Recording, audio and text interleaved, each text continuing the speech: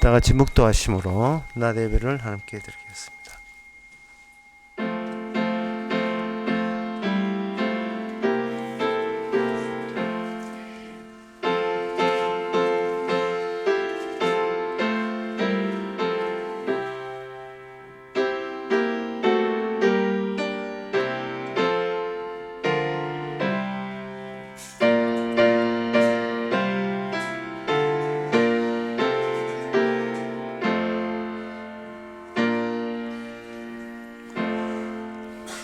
전능하사 천지를 만드신 하나님의 아버지를 내가 믿사오며 그 외아들 위주 예수 그리스도를 믿사오니 이는 성령으로 잉태하사 동정 마리아에게 나시고 본디오 빌라도에게 고난을 받아사 십자가에 못 박혀 죽으시고 장사한 지 사흘 만에 죽은 자 가운데서 다시 살아나시며 하늘로 오르사 전능하신 하나님 편에 앉아 계시다가 저희로서 산자와 죽은 자를 심판하러 오시리라. 성령을 믿사함은 거룩한 공예와 성도와 소득하는 것과 죄를 사하여 주시는 것과 몸이 다시 사는 것과 영원히 사는 것을 믿사옵나이다. 아멘. 하나님의 모든 민족들로 주를 찬송케 하시며 주를 찬송케 하소서. 땅이 그 소산을 내었도다. 하나님 곧 우리 하나님이 우리에게 복을 주시로다. 하나님이 우리에게 복을 주시리니 땅의 모든 끝이 하나님을 경외하리이다.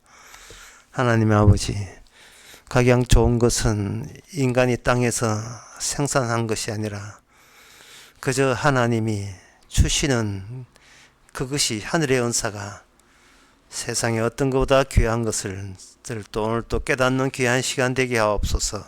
예수님의 이름으로 기도합나이다. 아멘. 교동문 45번입니다.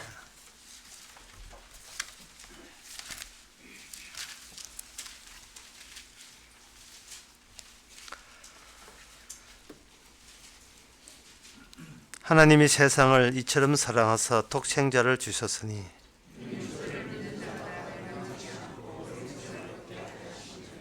하나님이 그 아들을 세상에 보내신 것은 저로 말미암아 세상이 구원을 받게 하려 하심이라. 믿지 아니하는 자는 하나님의 독생자의 이름을 믿지 아니하므로 그 정죄는 이것이니 곧 빛이 세상에 왔으되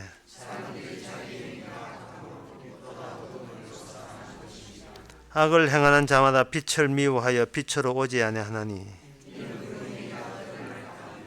진리를 쫓는 자는 빛으로 오나니 아멘. 자리에 앉으셔서 찬송가 94장 합시다.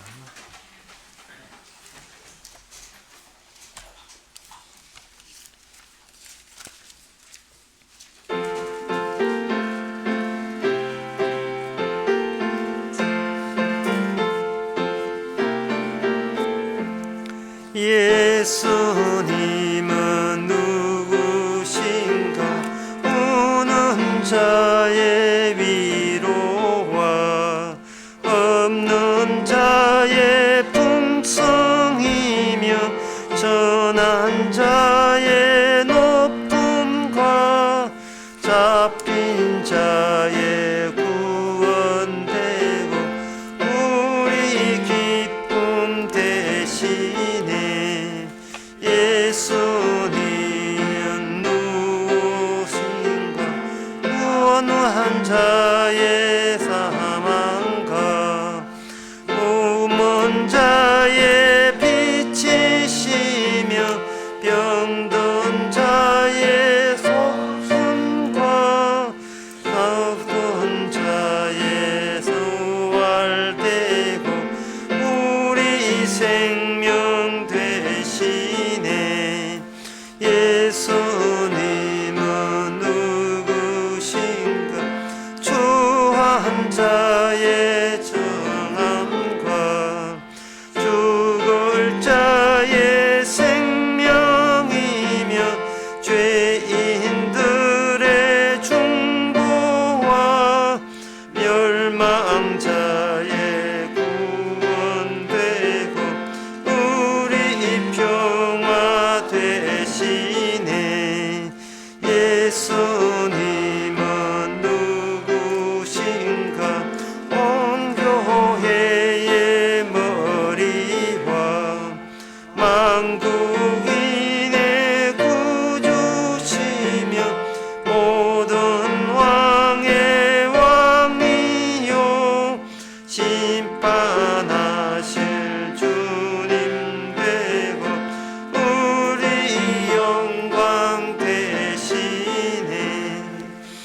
시간 다 함께 기도하실 때 김종철 집사님 기도하시겠습니다.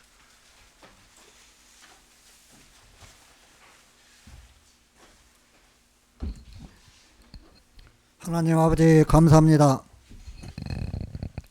예수님이 부활 후에 평안하냐고 물으시는 그 물음이 오늘 저희들에게 있게 하여 주시옵소서. 그러나 우리들은 이 세상에 살면서 평안하지 못합니다. 주님이 이 땅에 오셔서 사람의 몸으로 오셨으나 주님이 평안하지 못한 이 세상이라는 것을 보여주신 것 같이 오늘 본문에 주님을 주신 그 몸은 이 세상에서 하나님이 심판하시는 세상이라는 것을 우리에게 알게 하시고, 그 말씀이 오늘 우리가 보는 성경에 기록됨을 사도들에 의해서 기록되어져 있습니다. 오늘 말씀을 듣고 내일 말씀을 들을지라도 우리에게는 이것을 알 수 없는 그리스도의 비밀인데, 이 비밀을 우리의 인간의 지식과 신학과 철학과 과학을 동원해도 무엇으로도 알 수 없는 하나님 나라의 비밀인 것을 오직 주님만이 아시기에, 주님의 믿음만이 하나님이 받으시는 믿음이요, 인간이 알 수 없는 이 하늘의 비밀을 육을 가진 인간이 이 세상에서 어찌 알 수 있습니까? 오늘 말씀을 듣고 모르는 것을 모른다고 할 수 있는 이러한 고백을 할 수 있도록 주의 성령께서 하늘의 그 감추어진 비밀을 창세 전에 이미 생명책에 기록된 자만 주의 나라에 갈 수 있다는 그 놀라운 기쁜 소식이 저희들에게 새롭게 듣는 귀한 믿음의 시간이 될 수 있도록 하나님께서 은혜를 베풀어 주시옵소서. 이 세상에 절대 평안이 없는 세상에서 주님은 평안하라 하시는 그 말씀을 오늘 마음에 새기면서 주의 말씀을 듣는, 주님의 몸을 주신 것을 다시 한번 은혜로 받을 수 있는 귀한 시간이 되게 하여 주시옵소서.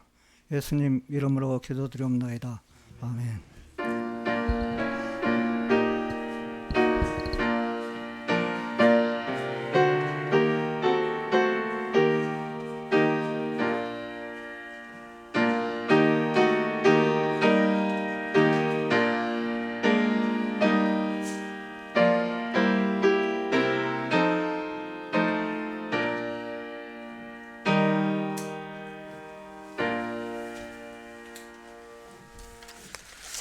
이 시간 광고 시간입니다. 내일 10시 반에 우리 교회에서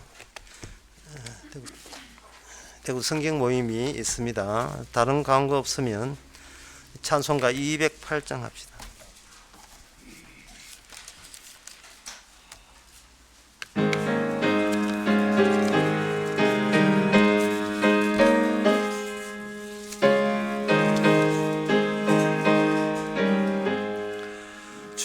예수 내 맘에 들어와 계신 후 변하여 새 사람 되고, 내가 늘 바라던 참빛을 찾음도 주 예수 내 맘에 오심, 주 예수 내 맘에 오심, 예수 내 맘에 오심, 물밀듯 내 맘에 기쁨이 넘치면 주 예수 내 맘에 오심, 주 예수 내 맘에 들어와 계신 후 망령된 행실을 어리틀보다도 더 많던 내 죄가 눈보다 더 이어졌네. 주 예수 내 맘에 오심, 주 예수 내 맘에 오심, 물밀듯 내 맘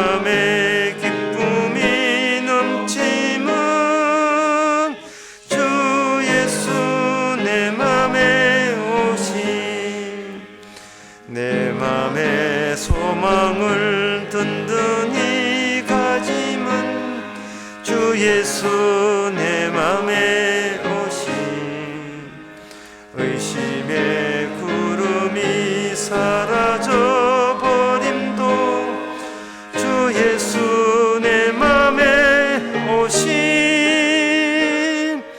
주 예수 내 맘에 오신 주 예수 내 맘에 오신 물밀듯 내 맘에 기쁨이 넘치면 주 예수 내 맘에 오신 사랑의 엄지만 골짜기 가가 밝은 빛 도련히 보고 저 멀리 하늘 문 환하게 보임도 주 예수 내 맘에 오신 주 예수 내 맘에 오신 주 예수 내 맘에 오신 물밀듯 내 맘에 기쁨이 넘치면 주 예수 내 맘에 오신 나 이제 천성에 올라가 살기는 주 예수 내 맘에 오신 천성을 향하여 내가 꼭 가리니 그 기쁨 비길 데 없네 주 예수 내 맘에 오신 주 예수 내 맘에 오신 물밀듯 내 맘에 기쁨이 넘치면 주 예수 내 맘에 오신 하나님의 말씀은 디도서 2장 13절에서 15절까지입니다. 복스러운 소망과 우리의 크신 하나님의 구주 예수 그리스도의 영광이 나타나심을 기다리게 하셨으니 그가 우리를 대신하여 자신을 주심은 모든 불법에서 우리를 구속하시고 우리를 깨끗게 하게 하사 선한 일에 열심하는 친백성이 되게 하려 하심이라. 너는 이것을 말하고 권면하며 모든 권위로 책망하여 누구든지든지 업심여김을 받지 말라. 아멘. 여기 보면 모든 불법에서 우리를 구속하시는데 그가 우리를 대신하여 자신을 주셨다고 되어 있습니다. 근데 우리는 받은 적이 없는데요. 하나님은 주셨다는데 우리 쪽에서는 받은 적이 없어요. 어디서 배달 사고 난 겁니까? 요한복음 3장 16절에 보면 하나님이 제 사랑을 이처럼 사랑하사 독생자를 주셨으니 되어 있거든요. 독생자를 주셨다는데 언제 받았습니까? 새벽 탁송인가요? 언제 받은 적이 없는데 이 주셨다는 겁니다. 그러니까 여기서 뭔가 연결이 끊어져 있다는 것을 우리가 감안할 수 있어요. 생각해야 됩니다. 하나님은 주셨다. 우리는 받은 적 없습니다. 독생자 받은 적 없습니다. 어디에서 이런 사단이 벌어졌는가? 하나님이 독생자를 주실 때에 무엇으로 주었느냐 하면은 신문 광고에 낸 게 아니고 그 십자가 사건으로 독생자를 준 거예요. 독생자를 주셨다는 말은 예수님이 십자가 사건화되었다. 예수님이 존재 자체가 어떤 사건을 일으켰는데 그 사건이 뭐냐? 십자가 사건이고, 그냥 십자가 사건 없이 그냥 예수님을 줘버리면 어느 누구도 예수님을 받을 사람 없어요. 그 인간이 받을 만한 예수님이 되시기 위해서 스스로 십자가 사건 안에 그 안에 자기가 자신이 거기에 들어오신 겁니다. 우리가 다른 사람들에게 할 때 너 죽게 하면 뭐 어떻게 받습니까? 내 생일인데 네 선물 없나? 이렇게 할 때 꼭 선물 돈 없고 선물 준비하지 않는 것이 뭐 이렇게 하트 표현해가 내가 자체가 선물이잖아. 그런 이야기. 내 자체가 선물이잖아. 네가 내한테 들어와야지요. 예. 그럼 네가 내 선물 같으면 앞으로 내 시킨 대로 할래? 그건 또 아니라는 거예요. 그게 뭐, 그 준 게 아니잖아요. 하나님이 자신을 우리에게 주는 방식은 십자가 사건을 만들었으면 우리에게 제공이 돼요. 그 박물관에 가면 옛날 경주에도 박물관 있듯이 가게 되면 옛날 훌륭한 사람들, 선조들 열심히 이순신 장군 세종대왕 이쪽 있잖아요. 그 사람들의 업적에 대해서 관람은 돼요. 관람은 되고 구경은 되는데 그 사람이 그 당군이라는 사람이 내 속에 들어온 것은 이 당군 귀신 받는 것 외에는 없습니다. 무당되는 외에는 없어요. 그냥 그 부부가 한 몸이라 하잖아요. 한 몸 된 적이 없습니다. 왜냐하면은 무슨 한 몸이 지 맘대로 삽니까? 그게 무슨 한 몸이에요? 내 허락도 없는데 왜 자기 마음대로 살아나고 어떻게 결혼식을 할 때는 한 몸인 줄 믿습니까? 예, 완전히 거짓말이죠. 인간은 타인과 한 몸이 될 수도 없고 된 적도 없고 그 시도 자체도 이게 성립이 안 됩니다. 그런데 오늘 본문에서 하나님은 예수님은 자기를 줬대요. 우리는 받은 적이 없는데요. 그리고 우리가 예수님을 받을 생각조차도 없었습니다. 우리는 하나님 그냥 하늘에 계시면 우리가 알아서 믿겠습니다. 이게 우리가 할 수 있는 우리의 제안이에요. 이게 하늘에서 내다보면서 우리가 아쉬울고 필요한 거 어려울 때 몸 아플 때 기도할 때 응답하시고 우리는 그런 식으로만 그런 식으로만 존재합시다.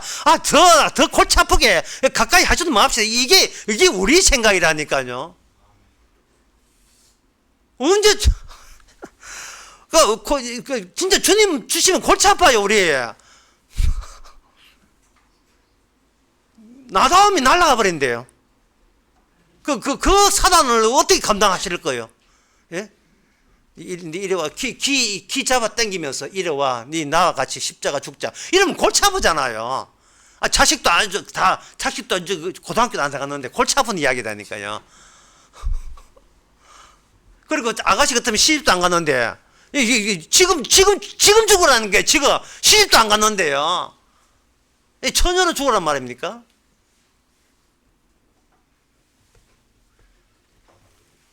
딸 결혼식도 했는데 그 결혼식 보고 죽어야지. 그래 안 되잖아요.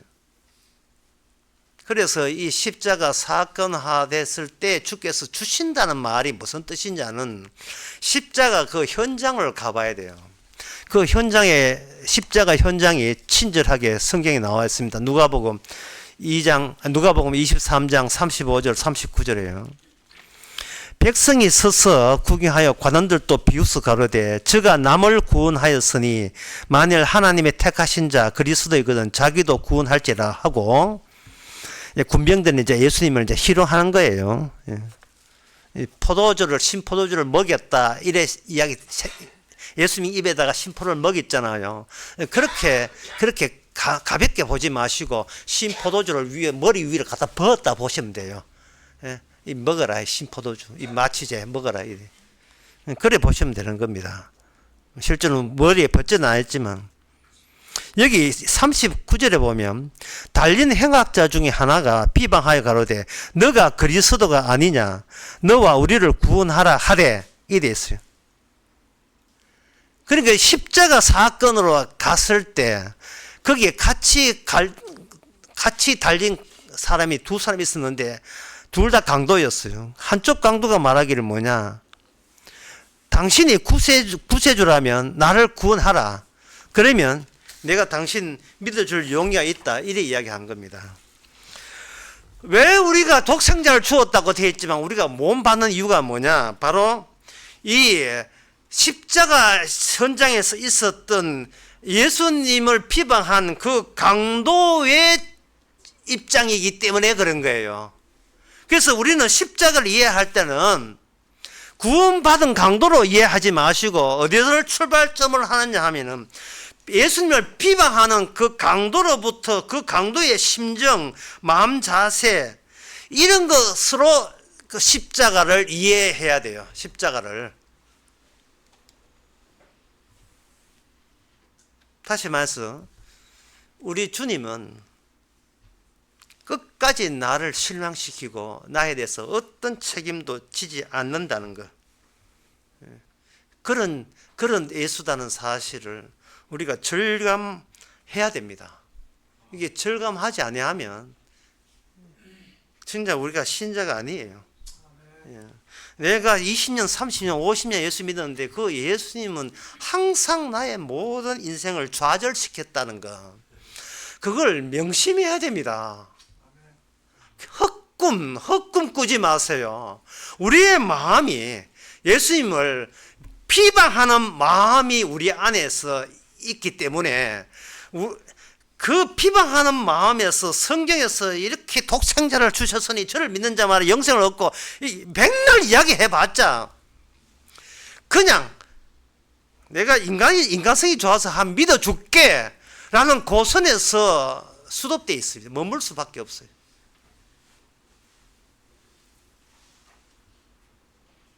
그것은 왜 이유가 뭐냐 하면 나는 나를 기억하거든요. 내가 나를 기억하는데 예수여 당신이 나를 건져주면 내 기억 속에 당신을 편입시켜 줄 용의가 되어 있다는 거. 이걸 믿음이라고 이야기하는 그 인간들이 믿음이라고 하는 거예요. 내 기억에. 하나 예를 들면 이렇습니다. 옛날 그 19세기에 독일에 동화 작가가 있는데 그 동화 작가가 그림 형제에 있는데 그 그림 형제가 그 동화 중에서 무서운 동화, 그 잔혹 동화도 많이 썼어요. 책에는 거기서 삭제되지만 그 삭제된 내용 중에 이게 있습니다. 어느 날 아버지하고 엄마하고 아들 둘 놓고 아들 세 명이 있는 그 5명의 가정이 있었는데 아빠 바쁘고 엄마는 막내 아들 그 목욕시킨다고 이렇게 뜨신물 해서 목욕시키는 그 가운데 형하고 동생하고 같이 노는데 놀이가 뭐냐 하면은 아버지가 평소에 돼지를 잡더라. 그러니까 형이 동생 보고 내가 아버지 역할하고 너는 돼지 역할 해라. 우리가 돼지 잡는 놀이 하자 해서 형이 동생을 칼로 죽였어요. 뭐 아무 생각 없지요. 그냥 죽였어요. 놀이니까. 칼로 찌기니까 죽는 소리는 하니까 죽는다고 하니까 엄마가 자기 막내 아들 어린 아들 목욕하다가 보니까 그 사단 났거든요. 그러니까 엄마가 화가 나가 칼 들고 큰 아들 죽였어요. 큰 아들 죽여 나오고 정신이 없어서 혼미해가 다시 와보니까 그 뜨거운 물에 막내 아들 죽었습니다. 아들 세 한꺼번에 다 죽었어요. 이 동화예요. 그리고 난 뒤에 그게 가슴 아파서 엄마가 자살했습니다. 그 내력을 알고 아빠가 뒤늦게 와가지고 그걸 보고 아빠가 자살했어요. 한꺼번에 5명, 그 동화 끝입니다. 한 방에 5명 다 보내버렸어요. 참 무서운 동화죠. 그런데 이 무서운 동화가 이제 오늘 밤 여름 잠 못 잡니다. 이 무서운 동화가 왜 무서울까요? 이것이 바로 인간의 기억 속에 있기 때문에 인간이 기억하기 있기 때문에 기억하는 존재이기 때문에 그런 거예요. 이 세상에 가장 무서운 것은 자기의 기억이에요. 잔혹 동화가 아닙니다. 내 과거의 기억보다 더 무서운 게 없습니다. 실제로 성경에서 그게 나옵니다.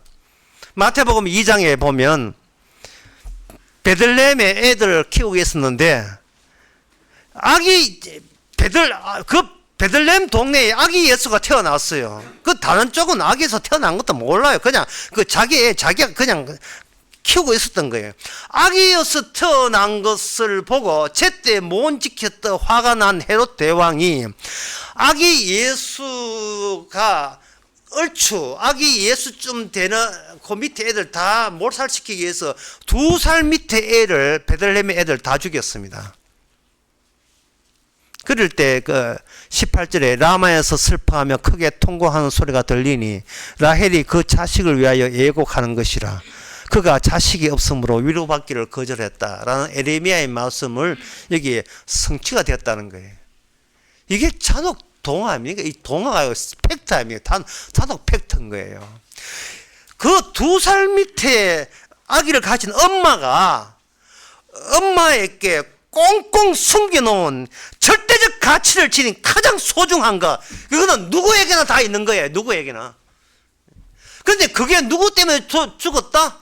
아기 예수의 출생 사건과 맞물려서 죽인 거예요. 아기 예수의 출생과 더불어서 그것이 헤롯 그 마귀의 앞잡이죠. 하수인이죠. 헤롯이 아기 예수 출생한 걸 제때 못 죽인 그것을 인하여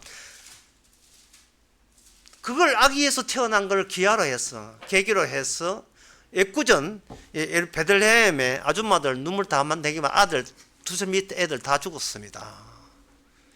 이처럼 세상은 아기 예수 하나로 연루되어 있는 그물망을 형성하고 있어요. 그 아기 예수가 태어나지 않았으면 꽁꽁 숨겼던 진짜 내가 사랑하는 자식, 나는 희망이 뭐냐? 그저 자식 키우는 재미로 살아가는 거예요.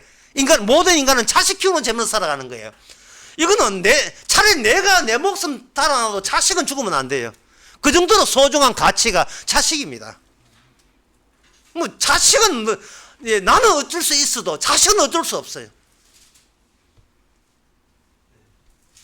하나님께서 아브라함의 독생자 바치는 이유를 아시겠지요? 그 소중한 가치, 자식을 왜 소중합니까? 내 기억 속에 가장 핵심부에 자리 잡고 있기 때문에 그렇습니다. 핵심부에. 인간이 자기 기억에서 자기를 구원할 수 있습니까? 예수님을 비방한 강도가 비방할 수밖에 없었던 이유는 자기 기억을 포기할 생각을 못하고 그 구세주, 내 기억의 연속성에 뭐가 있느냐 하면 천국이 있어요. 내가 지금은 이렇지만 죽어서는 천국 가겠다는 그 열망이 내 기억 속에 그대로 계속 살아있는 거예요. 그럴 때 당신이 구세주라면 나로 하여금 당신이 구세주인 것을 확인할 수 있는 내한테 기회를 달라. 내가 당신 하는 걸 봐서 내가 당신 믿을 수 있는 용의가 돼 있다. 그런데 당신은 그 구세주라는 양반이 어디 자기 몸 하나도 못 추스이고 이건 그 죽은 자도 살리고 물리로 걸으면서 이게 뭐야 이게 십자가에 죄도 없으면서 항소는 하지 항소도 안 하고 그게 뭐예요 이게? 자기 편들 12제자 다 도망가게 만들고 예수 당신 한평생 뭐 했어 정말? 난 진짜 때려 죽어도 당신 같은 인생 안 살 거야. 실망스럽게 짝이 없는 거예요. 당신은 나를 실망케 했어요. 당신은 내게 모욕감을 주어서 목욕탕 가고 돈 7천 모욕감을 주었어. 인간은 하나님을 독생자를 주었다는데 받을 사람은 아무도 없습니다. 이게 팩트고 이게 정답이에요. 그런데 여기 보면 오늘 본문에 보면 대신 죽었거든요. 대신. 왜 우리가 예수를 못 믿냐 하면은 우리는 내가 기억하는 그것이 나에게 전부입니다. 그런데 주님께서는 내가 기억하지 못한 다른 나가 있어요. 내가 도저히 기억하지 못한 다른 나가 있습니다. 그 다른 나는 기억 못해도 주님은 기억하고 있어요. 나와 그 다른 나가 짝을 이룹니다. 나와 내가 기억 못하는 다른 나가 짝이 이룰 때 그 사이에서 뭐가 발생되는가? 대신 죽으심이라는 게 성립이 돼요. 주님께서는 나를 구원하는 게 아니고 대신 죽으심이라는 그 말씀 자체를 구원하시는 겁니다. 나를 구원하는 게 아니에요.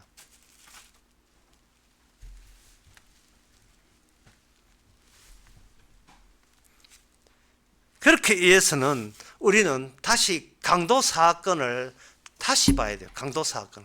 그 비방하는 강도, 그 심정을 우리는 이해를 해줘야 됩니다. 아마 이해 잘하고 계실 거예요. 딱 우리 마음이거든요. 50년 교회 다녀서 예수 믿는데 주님 내한테 해준 건 뭐가 있습니까? 딱 이 마음이 그 강도 마음이에요. 내가 뭐 형편이 나아졌습니까? 내가 살림살이가 나아졌습니까? 뭐 있습니까? 내 인생 조직이 많았지 뭐 있어요? 여기서 우리가 뭐냐 하면은 우리가 내가 나를 기억할 때 절대로 대신 죽었으면 성립되지 않는다는 사실을 명심해야 됩니다. 왜냐하면 내가 나를 기억하게 되면요, 우리는 이 세상에 나밖에 없어요. 나 외에 아무도 없습니다. 이것을 우리가 잘 이해하기 힘들 건데, 왜냐하면 내가 살아있는 한 남이 살아있는 것은 내 살아있는 것보다 값이 떨어져요. 값이 떨어져요. 하마스 가사 지역의 사람들, 주민들 죽든 말든 그거는 나 안 죽었으면 됐어. 그 사람 죽어도 나만 안 죽으면 되거든요. 값이 비중이 떨어져요. 내 죽으면 안 돼요. 나는 소중하니까. 그러나 그 사람들은 그 사람이 죽는다 할지라도 내 죽음은 까딱도 없어요. 예, 건재합니다. 이걸 정리하면 이렇습니다. 이 세상은 나 외에 아무도 없어요. 나 외에.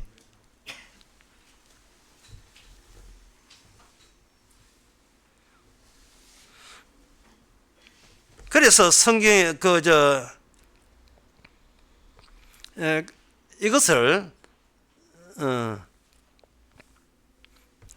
이것을 이렇게 사람들은 이렇게 해요. 나랑 같이 죽을 사람 아니면 꺼져라 이 되죠.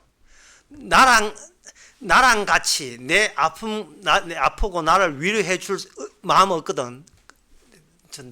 저리 가버려. 예. 이게 평소에 우리 행동입니다. 이걸 아주 어렵게 이해하면 이렇습니다. 차려놓은 음식과 그 차려놓은 음식 중에서 하나를 골라서 내 입에 가는 음식과의 차이가 나요. 왜 그러냐 하면, 차려놓은 음식은 차려놓은 그 주방장에 주체가 묻어져 있지만 그 음식 가운데서 하나를 골라서 먹을 때는 나의 주체성이 음식과 같이 섞여 있어요. 그래서 인간의 생각과 모든 행동은, 이 세상은 내가 가장 중요하고 더 극단적으로 해서 이 세상은 나밖에 없다를 분명히 하는 행위만 인간에게 나오게 돼 있고, 거기에 대한 행동과 말만 나오게 돼 있어요, 인간은. 그래서 주님께서 하시는 그 말씀은요, 우리의 그런 실정이 있기 때문에 너는 그 누구도 사랑하지 마라. 그 아무도 사랑하지 마라. 대신 이웃을 사랑하라. 이렇게 이야기해요. 너는 그따구 자격 가지고, 그따구 인식 가지고는 그 누구도 사랑하지 마라. 사랑하지 마라 명령하시는 것은 너는 원래 누구를 사랑할 줄을 그런 재주가 없는 인간이에요.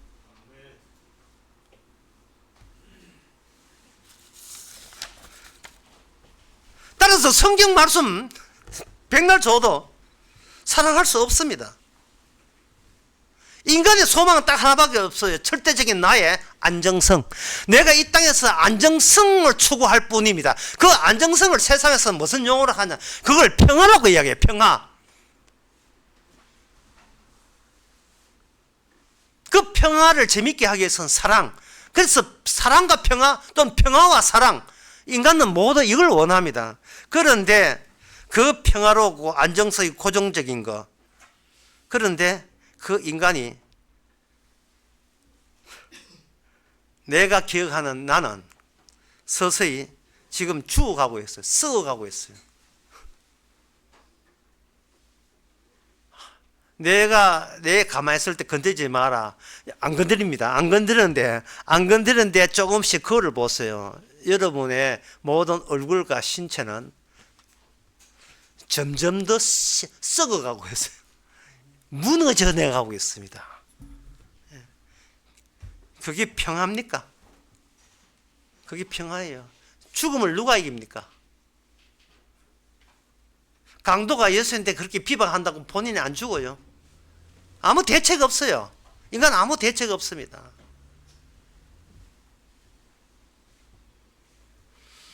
그래서 주님께서는 어떻게 하느냐 하면은 우리가 알지 못하는 다른 기억을 끄집어내요. 우리가 알지 못하는 다른 기억. 그 다른 기억을 끄집어내는 방법은 여자를 통해서 끄집어냅니다. 여자의 후손. 왜 여자의 후손, 왜 예수님이 남자의 후손이 여자의 후손이냐 하면은 그 여자가 인간이 이미 범죄하고 난 뒤에, 오늘날 우리의 기억은 인간이 범죄하고 난 뒤의 기억이거든요. 선과 악을 아는, 선악을 아는 기억. 이거는 그전은 기억으로 돌아갈 수가 없어요. 선악을 따먹었기 때문에.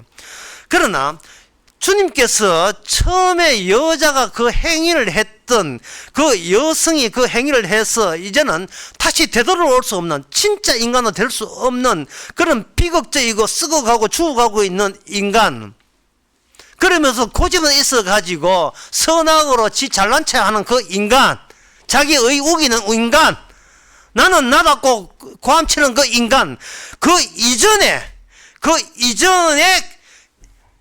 기억 이전에 없었던 나를 여자의 후손, 남자가 여자의 후손이 우리에게 이 기억을 살려 주님 자신의 기억으로 우리를 바꾸어 주십니다. 그걸 가지고 대신 죽으심이라고 이야기하는 거예요.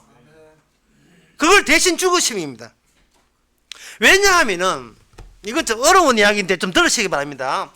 악마는 선악과 따먹을 때 악마가 인간을 어디에 집어넣냐 하면 자아 속에 집어넣은 거예요.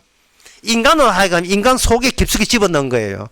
그러니까 인간은 항상 생각하는 나와 생각되는 나, 그 둘 사이에서 늘 매일같이 주고받고 하면 살아갑니다.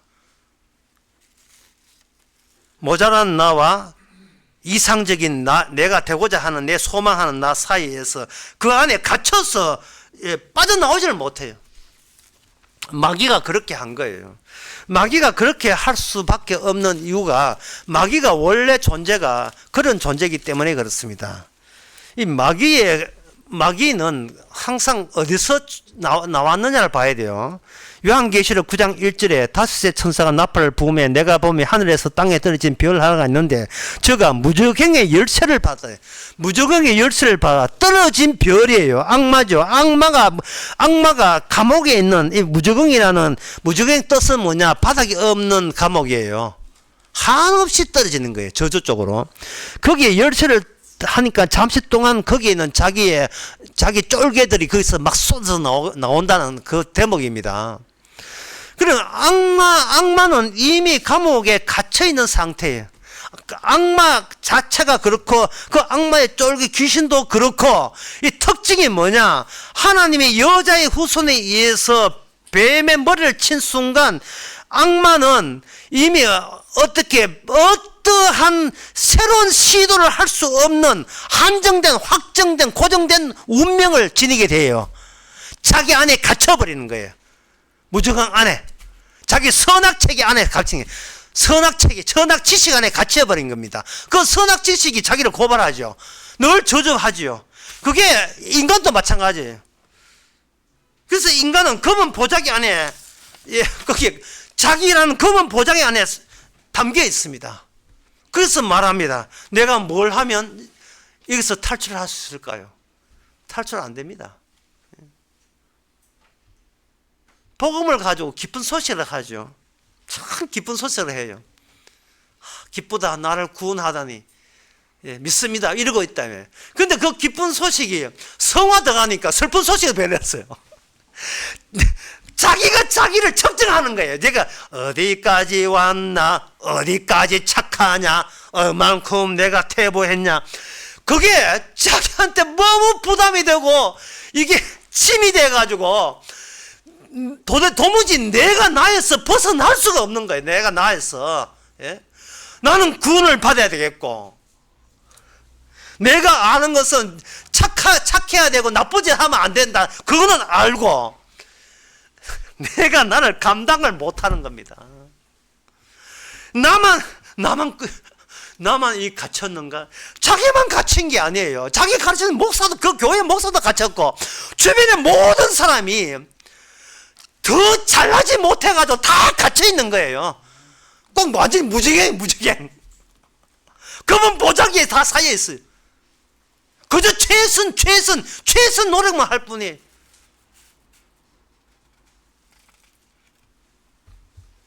그러면서 내가 아는 나는 조금씩 썩어져 가고 있어요.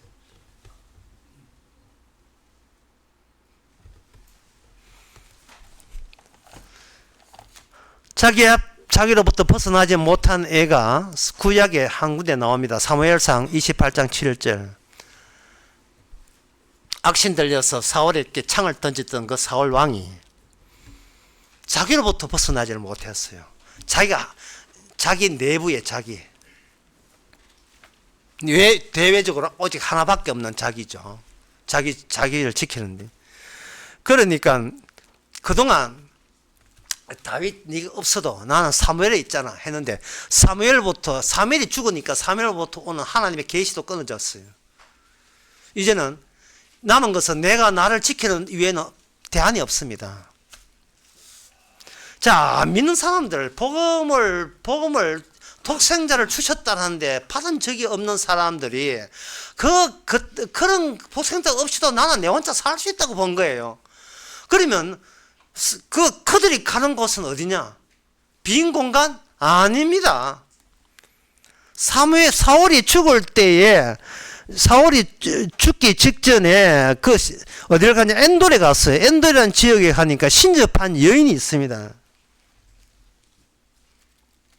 신접한 여인은 죽은 귀신을 정리해 주는 사람이에요. 인간들에게 자기로 탈출이 안 되니까 초월적인 것, 영적인 것을 인간은 바랄 수밖에 없잖아요. 그런 사람을 위해서 맞춤 피트니스 관리자, 우리의 영적 정신 관리자, 그게 신접한 여인이에요. 불러줘, 귀신 불러줘, 귀신. 주님만 하면 예수님 불러줘. 신접한 여인도 마찬가지고, 사울도 마찬가지고, 아무리 신을 찾고 선지자 찾고 하나님 찾아도 본인 자체가 본인으로부터 벗어날 길이 없고 그냥 몸부림치는 거 외에는 아무것도 없어요. 왜 그러냐 하면 그거는 그 천혹한 동화보다 더 무서운 나의 과거의 기억이 나를 도망 못 치게 만들거든요. 그 기억에서 벗어날 길이 없습니다.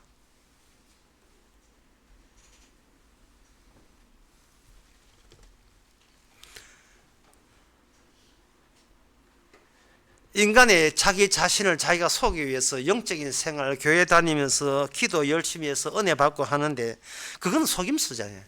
그건 속임수고 그 속임수가 결국은 신비화되거든요. 제가 어제 울산 식사하면서 식사를 못할 뻔했어요. 왜냐하면 웃음이 나가지고. 무슨 웃음이 나냐 하면은 앞에 식사 같이 하는 울산에 운전하는 권사님이 이런 이야기 했어요. 자기 아는 사람인데 백병원에 입원했는데 죽었대요. 왜 죽었냐 하면 그 사람이 여호와 증인 돼가지고 수혈을 거부해서 죽었다는 거예요. 그 소리 듣고요, 너무 웃음이 막 터져 나왔어요. 뭐냐 하면은, 왜 제가 웃을 수밖에 없는 것은 이미 인간은 죽었어요. 아니, 인간이 죽었잖아요. 왜 죽었는데 새삼스럽게 이걸 하고 죽까 안 하고 죽까라는 그것 자체가 내한테는 코미디예요.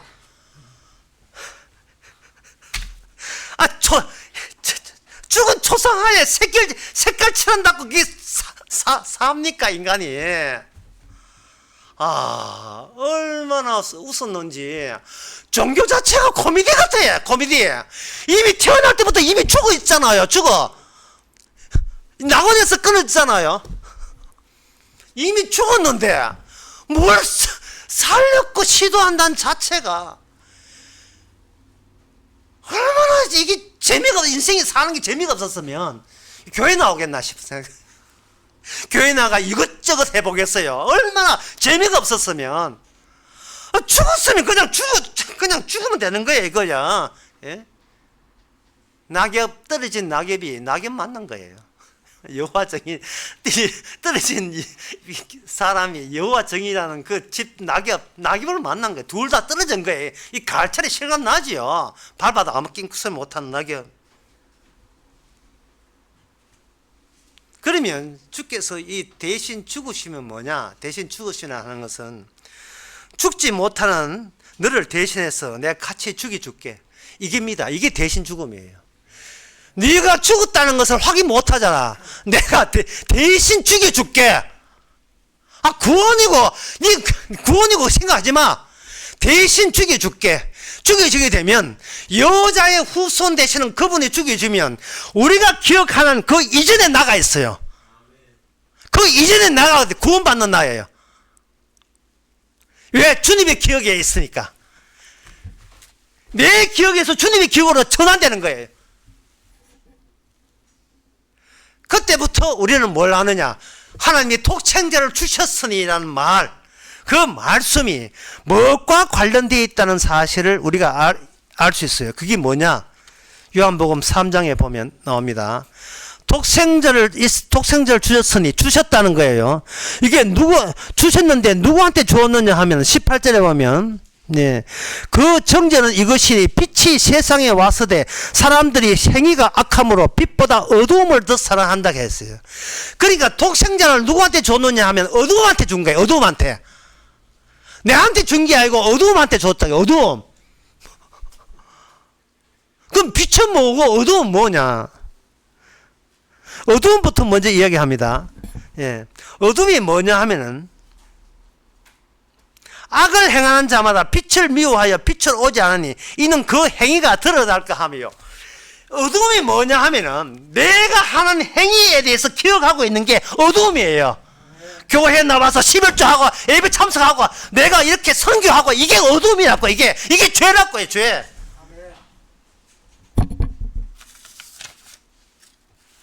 삶은 간결해요. 삶은 굉장히 간결해요. 어둠입니다. 그런데 내가 기억하니까 복잡해지는 거예요. 뭐를 기억해도 죄고 어둠인데 그걸 오케이 하면 되는데 오케이 할 수가 없는 거예요. 분투 노력하고 있어요. 분투 노력. 어디 가려고? 천국 가려고.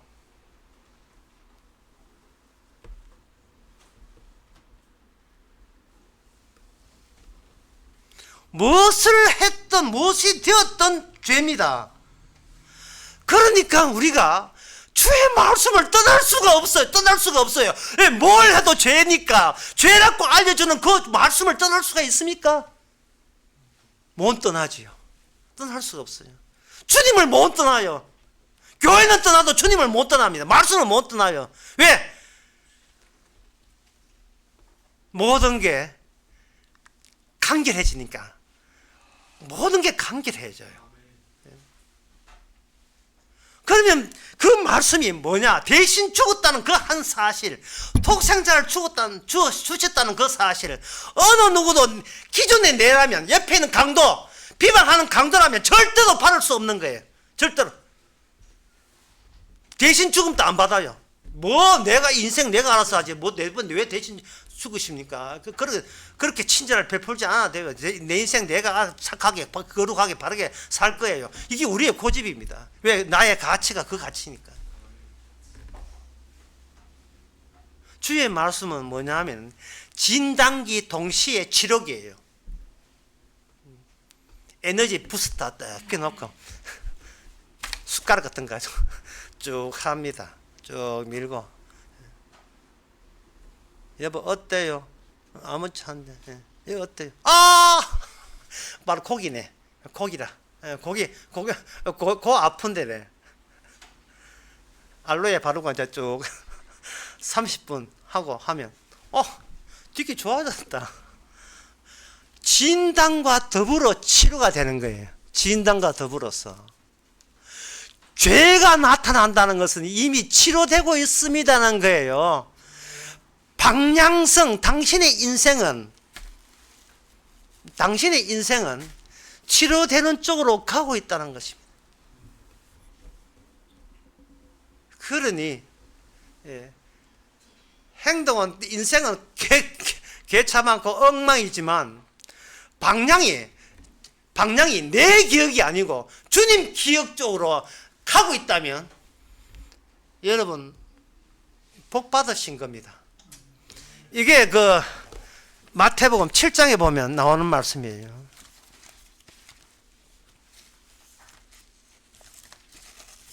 마태복음 7장 24절 27절 누구든지 내 말을 듣고 행하는 자는 그 집을 반석 위에 지은 지혜로운 사람 같으니 비가 내리고 창수가 나고 바람이 불어 그 집에 부딪히되 무너지지 아니하나니 이는 주초를 반석 위에 놓은 연고요. 나의 이 말을 듣고 행치 아니한 자는 그 집을 모리 위에 지은 어리석은 사람 같으리니 비가 내리고 창수가 나고 바람이 불어 그 집에 부딪히며 무너져 그 무너짐이 심하니라 돼 있어요. 사람들은 이 말씀을 궁금해 죽습니다. 반석이 뭐면 모래는 무엇입니까? 반석은 주님의 기억이고 모래는 나의 기억이에요. 왜 십자가는 한쪽 강도는 왜 예수님을 안 받아들입니다? 안 드립니까? 자기 기억이기 때문에 그런 거예요. 예? 내가 당신을 판단하고 내 선입관으로 당신을 보겠다는 거예요. 당신이 나를 구원할 만한지 그렇지 않은 사람인지 판정은 내가 하겠다는 거예요.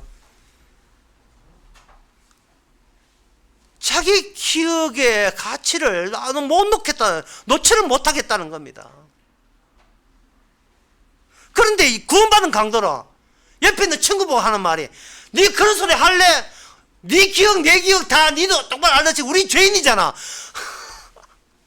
우리는 주님이 어떤 모습으로 오든지 간에 우리가 그에 대해서 비판 평가할 자격조차 없는 죄인이라는 거예요. 우리가 예수님이 초락이 오든 거창이 오든 주님이 죽으심 그 자체로 끝났다는 거예요. 주님 죽으심. 예. 거지로 죽든 잘난 체 죽든 주님의 죽으심 그 자체로 모든 나는 죽음 마땅함이 그 앞에서 다 노출되어 버렸다는 거예요. 그게 바로 독생자를 주심입니다. 독생을 주셨다는 것은 피를 줬다는 말이고 그 피 속에 네 죄 흘린 피가 섞여 있다는 뜻이에요. 내 피 말고 더러운 피도 같이 섞여 있다는 겁니다. 이 이야기가 제자들한테 이야기를 했었어요. 방금 제가 한 이야기가 제자들도 이게 다 이제 기억나니까 마태복음에 기록되잖아요. 마태복음 20장 28절에 인자가 온 것은 성경을 받으려 함이 아니라 도리어 섬기려 하고 자기 목숨을 많은 사람의 대속물로 주려 하심이라. 이것은 예수님이 제자들 불러놓고 친절에 친절을 다하면서 야, 잘 들어봐라. 내가 너희를 구원해 줄게. 네가 이렇게 하면 돼. 저렇게 하면 돼. 이렇게 하면 되는 거야.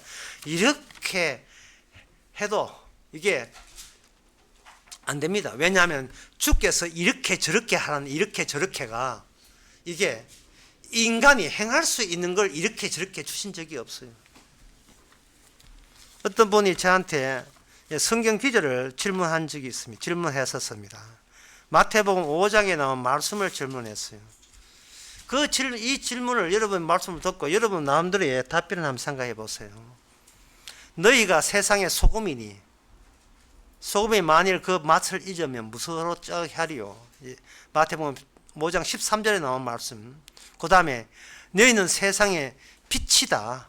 14절 말씀입니다. 5장 14절. 산 위에 있는 동네가 숨기지 못할 것이고, 그렇게 해서 마지막에 16절에 이같이 너희의 빛을 모든 사람이 비치게 하여 너희로 착한 행실을 보고 하늘에 계신 너희 아버지께 영광을 돌리게 하라. 이 비슷한 이야기가 오늘 본문의 끝부분에 나옵니다.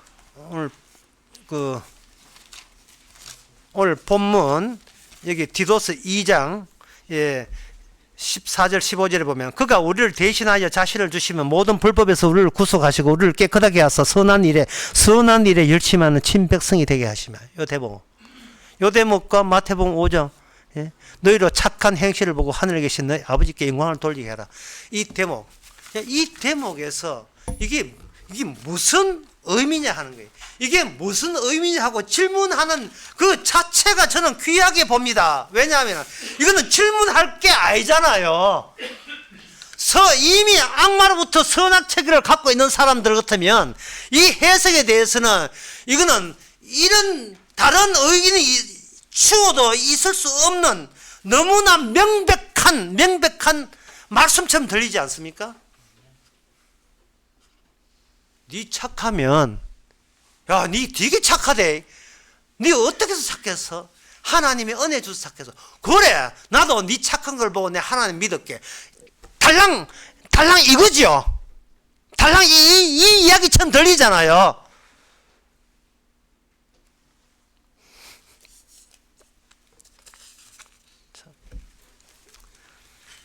이런 이야기 같으면 십자가의 강도 둘 다 예수님 안 믿습니다.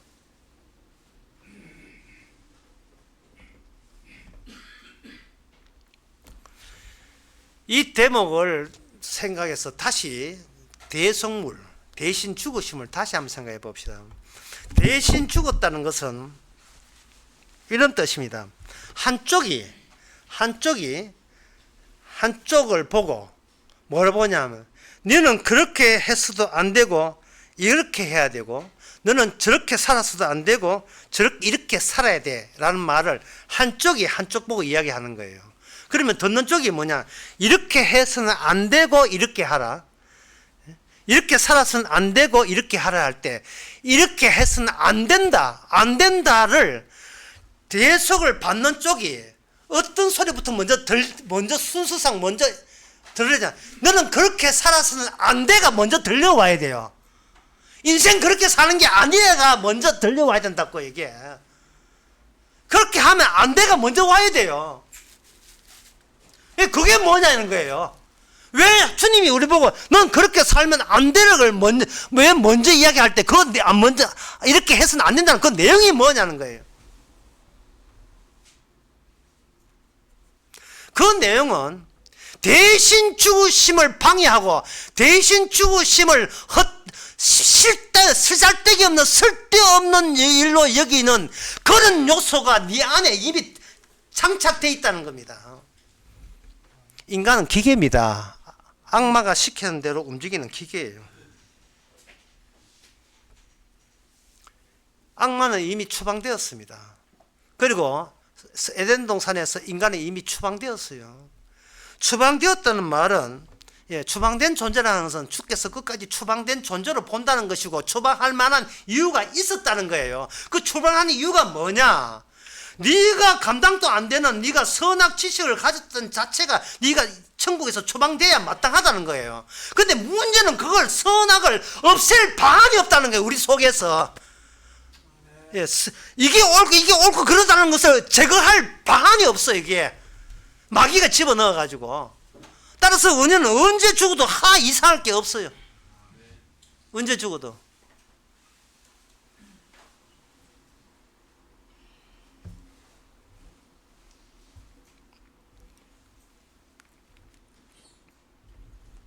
인간은 인간이 사는 자리는 이게 주 앞에 추방된 자리입니다. 이 추방된 자리가 가만히 있는 게 아니에요. 우리에게 저주를 안겨주고 우리를 하여금 혼란하게 만들죠.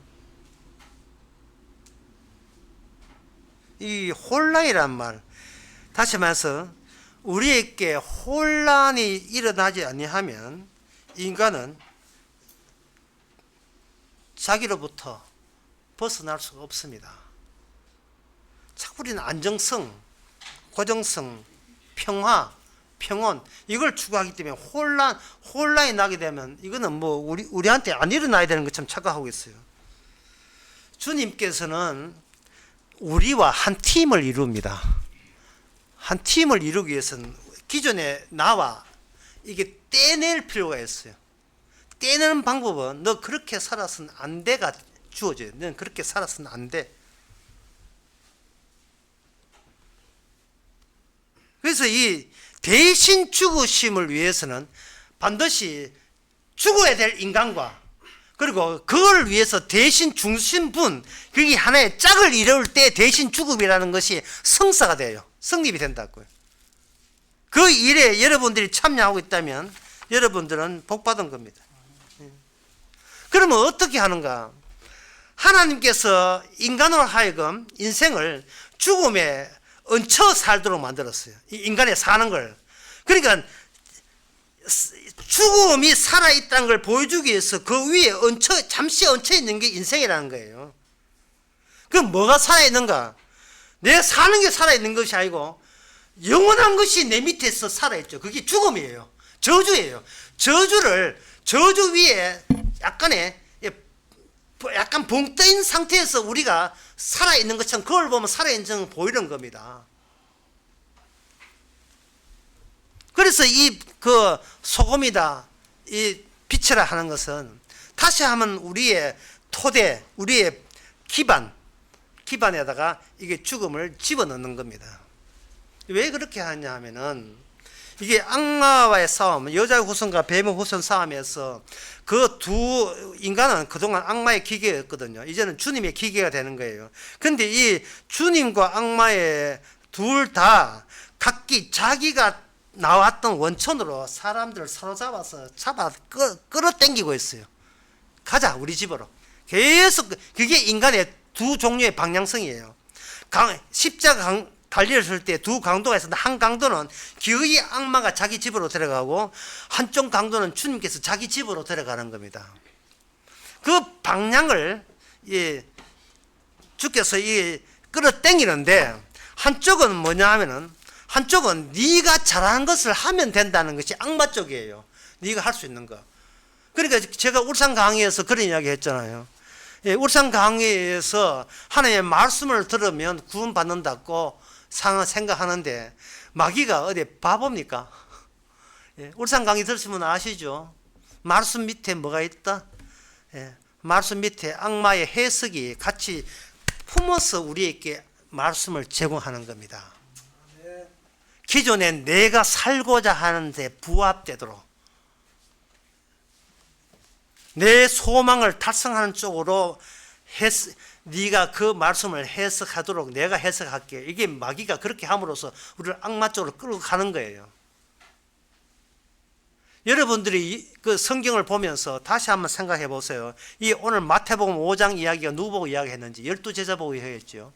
12제자 이야기가 소금과 빛 5장 이야기하면서 그 뒤에 6장, 7장, 8장, 9장 계속 이야기하는 게 뭐냐 하면은 처음에는 이 말씀을 할 때 소금 기분 좋았겠지만 갈수록 뭔가 괴리 현상이 나는 거예요. 예수님이 보는 그 성경 말씀과 그 말씀을 통해서 나라는 것이 주의 말씀과 합치되지 않고 점점 더 그 격차가 벌어지고 있는, 그 간격이 점점 벌어지고 있다는 것을 여러분들이 감 잡을 거예요.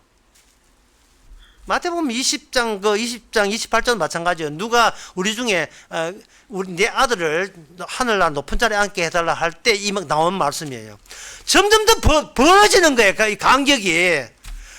말씀을 지키고 싶은데, 소금이고 싶은데, 비치고 싶은데,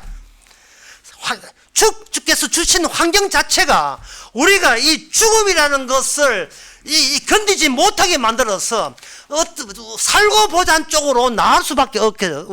일단은 말씀은 나 뒤쪽이고 무슨 내부터 밥 먹고 살고 보자 쪽으로 나가는 거예요. 그게 말씀이 진단기예요. 너 말고 너 밑에 저주 있다, 너 밑에 마귀 있다, 네 밑에 죽음 있다. 너는 죽음에 붕 떠가 있는 기름 같은 그 아무것도 아닌 존재야. 실제는 이 죽음을 내가 관리하고 십자가로서 이 죽음, 율법, 죽음, 사탄, 내가 직접 내가 다룬다 이 말이죠. 그리고 너는 죄인으로서 나와 한 팀이 되었어. 한 팀이 되면 뭐하는데 한 팀이 되었어. 그 다음에요. 나랑 같이 대신 죽으심의 취지를 높이는 프로젝트에 네가 참여하라. 이게 바로 성도 아닙니까? 이게 예? 이게 성도거든요. 주께서 일 다 해체했다는 거. 팀을 이룬다니까. 팀을. 우리는 뭘 해도 죄인이고 주께서는 이미 대신 다 치렀고 이것보다 더 선한 일, 영광 돌리는 일이 있습니까? 없어요. 빛과 소금이라 하는 것은 뭐냐? 네가 썩어가는 세상 중에 네가 썩어 있었고 어두운 세상에 네가 어두웠다 뿐만 아니고 예수님이 빛이 왔을 때 너는 빛을 반기지 않았고 너는 소금을 거부했다. 그게 너였어. 왜? 나는 내 식대로 나가 선악체계, 내 식대로 훌륭한 사람 되는 게 바른 사람 되어서 하나님 보시기에도 감동할 만한 착한 사람 되어서 천당 가는 게 내 목적이기 때문에. 죽음은, 내 썩어 빠져가는 육신은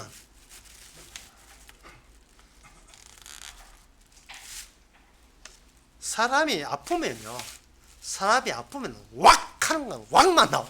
딴 거 아무것도 안 나와요. 순간적이에요. 이게 왁만 나와요. 사람이 자기 이름을 지키려고, 자기 명예를 지키려고 얼마나 몸부림치는지. 내가 어느 뉴스 보다가 깜짝 놀랐다니까요. 예? 뉴스 보다가 뭐 때문에 놀랐냐 하면은 유영상이라는 사람이, 예, 미국, 이게 우리나라 배드민턴 대표 선수인데 미국에서 그 상대 성추행 해가지고 미국에서 추방됐다는 거예요. 이름이 유영상이라. 얼마나 놀랐는지.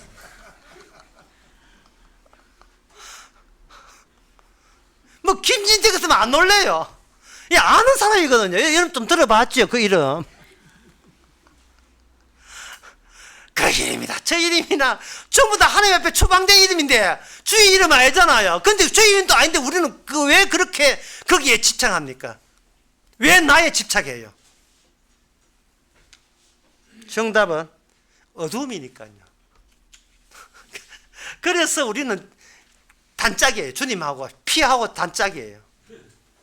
십자가에서 주님을 비방한 내 피를 찾으시기 바랍니다. 십자가에서 은근히 주님한테 희망 걸고 교회 나왔던 이 수작 부리는 마귀의 종으로 수작 부리는 내 피를 십자가 피에서 한번 찾아보시기 바랍니다. 내가 지키는 나는 버려야 될 납니다. 예. 그런데 친절하게도 주께서 우리를 죽여주시니 세상에 이보다 더 큰 사랑이 어디 있습니까? 예. 매일 죄 지시고 매일 죽어가는 즐거움을 가지시기 바랍니다. 그럴 때마다 대신 죽으심만 드러내는 하나님의 선한 일이 되고 하나님의 영광이 되는 그러한 상황 속에 여러분이 놓여 있음을 깨닫게 될 겁니다. 기도하겠습니다. 하나님 아버지, 우리 자신을 제대로 알게 하옵소서. 남들이 뭐라고 하는지 거기에 속아 넘어가지 말고 특히 내가 나한테 속아 넘어지 말게 하옵소서. 십자가 앞에 나서기를 원합니다. 거기서 두 강도를 만나고 비방한 강도 쪽으로 들어가서 구원받는 강도로 나올 수 있는 저희들 되게 하옵소서. 예수님의 이름으로 기도합나이다. 아멘. 다 일어나서서 찬송가 197장 합시다.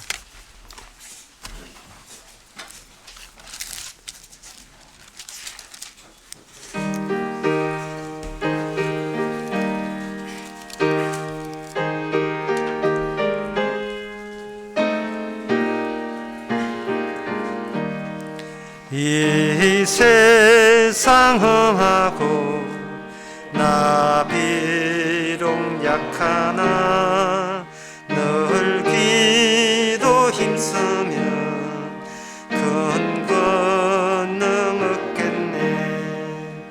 주의 은혜로 대속하여서 피와 같이 붉은 죄는 갇히겠네. 주님의 권능은 한없이 크니 돌 같은 내 마음 곧 녹여주소서. 주의 은혜로 대속하여서 피와 같이 붉은 죄는 갇히겠네. 내 마음이 약하여 늘 넘어지오니 주 예수 힘주사 굳세게 하소서. 주의 은혜로 대속하여서 피와 같이 붉은 죄는 갇히겠네. 죄사함 받은 후 새 사람 되어서 주 앞에 서는 날 늘 찬송하겠네. 주의 은혜로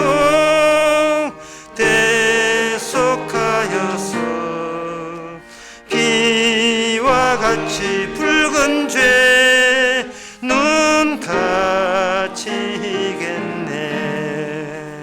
아멘. 기도합시다. 지금은 우리 주 예수 그리스도의 은혜와 하나님의 크신 사랑과 성령의 충만하심이 평생토록 쓰잘데기 없는 위험한 놀이만 했던 저희들, 이제는 주께 그조차 주의 뜻인 것을 깨닫는 모든 성도에게 함께 있을지어다. 아멘.